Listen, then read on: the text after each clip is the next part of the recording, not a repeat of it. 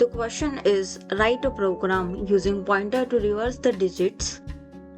I have already write the basic syntax of C.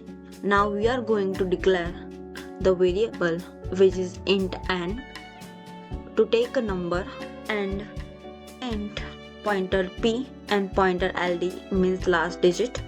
To print the information, printf enter numbers, scanf to take input from user, %d, and %n. Now pointer p equal to n. Equals to is an assignment operator. It means that the value of pointer p will become whatever the value of n, while pointer p is greater than 0.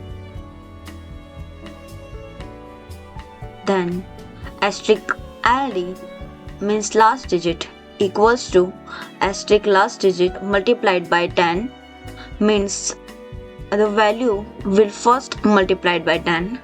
Last digit equal to last digit plus